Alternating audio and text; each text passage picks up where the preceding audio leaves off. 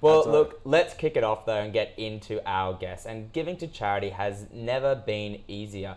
And imagine if it could be built into every financial transaction around the world. Well, that's certainly the goal of Percent, which works with companies to provide bespoke methods to do good. So to tell us more, we're joined in studio by Chairman Paul Umbrazunas and live from London by CEO Henry Ludham. Thank you. Welcome, Henry. Great to have you on the show. Paul, great to have you in the studio. Yeah. This sounds like an epic idea. Henry, take us through the pitch. Absolutely, it'd be my pleasure. Well, great to meet you guys. Very happy here with my coffee. But here's some background on my hot take with that hot coffee. By 2025, every major business in the world will have embedded giving and sustainability into their digital products to delight their customers and to stay relevant. And unless you've been hiding under a rock in 2020, you know precisely why that's going to happen. Greta Thunberg, COVID-19, and the Black Lives Matter movements have completely changed the world and have rightly driven purpose to the top of the agenda for us all. And this has caused a seismic shift in how consumers expect business to behave and how we choose to spend our money. 86% of consumers now say that they would swap from one brand to another if one of them helped to support a cause that they cared about, be it carbon offsetting or donating to a local charity. And it's this seismic shift why so many people are now calling the 2020s the decade of purpose. Because if you think about it, the first 3 decades of the internet in the 21st century have each been defined by a key concept. The 2000s were the decade of connection, when everyone got connected on Twitter and Facebook, as I'm sure you guys know. The 2010s were the decade of convenience, where you could get whatever you wanted at the touch of a button on screen. Think Netflix, think Deliveroo. But with this seismic shift towards buying from companies who create purpose as well as making a profit, the 2020s will now be defined as the decade of purpose. And I can tell you that companies are scrambling to build giving and sustainability into their digital products. And why their digital products? Well, it's because that's where they touch their customers most often. But as you probably also know, building anything, let alone purpose, into digital products is hard and expensive for big companies. And that's why it's our mission at Percent to power purpose in every business worldwide by making it easy to do good. With Percent, in just a few lines of code, companies are able to build giving and sustainability into their digital products, so they'll be able to delight their customers, become more profitable, precisely because they create more purpose. And it's brilliant to be talking about you with that this morning. Henry, you've got me completely inspired. I know you're up at 5 a.m. to talk to us, but I'm really interested in the notion, because I have been watching it for quite a while, whether this is a generational thing. I look at things like the Atlassian Foundation, which I know is backing Percent here, and their 1% movement. We've got founders like the team at Canva who are also part of this. There seems to be a generational shift, and I think it is a younger one rather than an older one. And do you think it will sweep through with the younger generations? And maybe, Paul, this is for you. If we're not paying careful enough attention, it's going to sweep us older guys out of the way because we're not watching what the market is doing. Absolutely. And I think part of what we're trying to do is to show, which is the papers that we've discussed with you previously, to show through some robust analytics that what we're propounding, what Henry's propounded, doing good will be good for your bottom line, can be backed by rigorous data and therefore de-risk that proposition, particularly for larger companies. And Henry, just explain to us a bit how this works, I guess, in practice. What does it mean if you're both the consumer accessing these or the company as well? Absolutely. So the way to think about it is like the Stripe, but for purpose. So developers are now making decisions and engineers within major organizations. And so what they can do is come to our website, access our code, and in just a few lines of code, create amazing, purposeful experiences for their customers. So we've seen things like with the car sharing app Turo. Last month, we carbon offset all of their journeys for their customers, all the way to cryptocurrency wallets, right?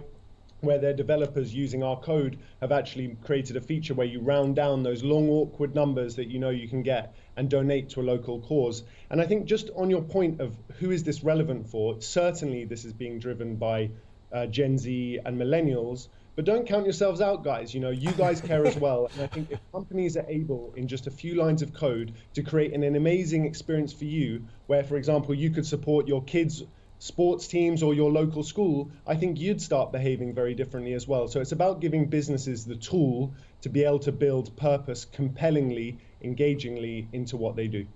So let's talk a little bit about Percent. Love the idea, you know, shut up and take my money. Where are you guys in terms of building this fantastic idea? And how do you see yourselves? Are you a business that's going to become this massive global unicorn? Are you a social purpose business? Are you all of those things wrapped in as one? Love that question. We're all of those things wrapped in one, and that is that paradigm shift of the way that thinking about business is needing to change and is changing.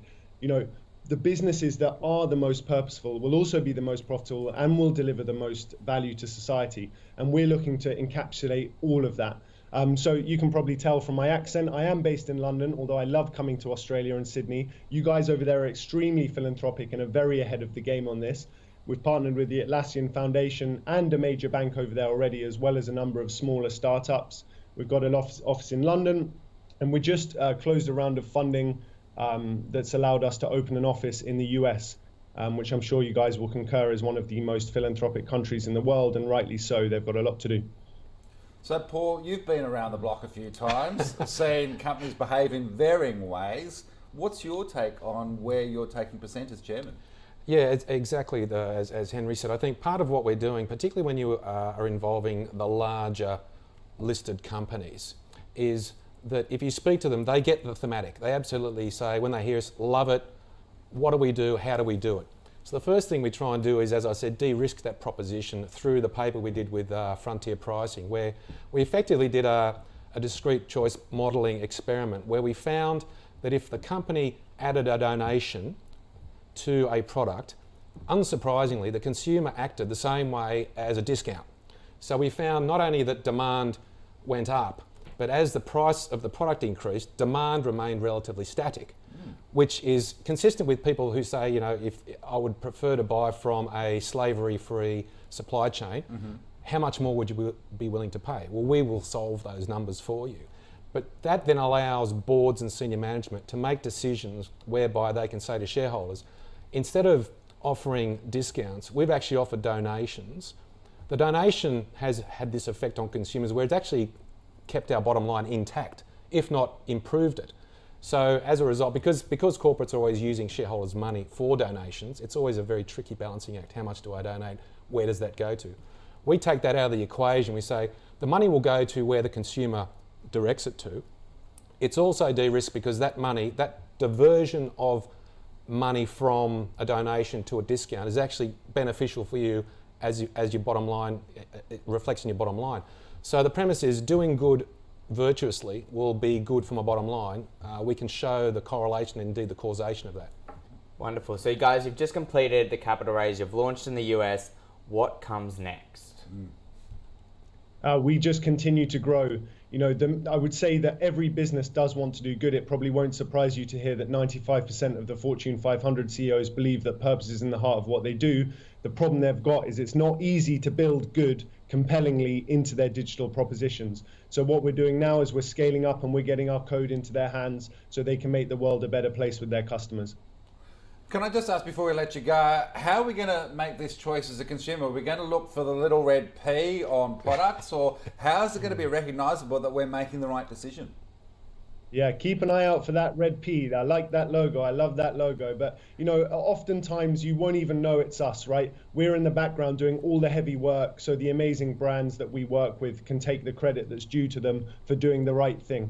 All right, well, keep doing the right thing, Henry. Have a great day. I hope it's a lovely one. Hope you can actually get out and about soon. And Paul, thank you for joining us. Thanks for having us. Studio. All the best with Percent to both of you. Thank you.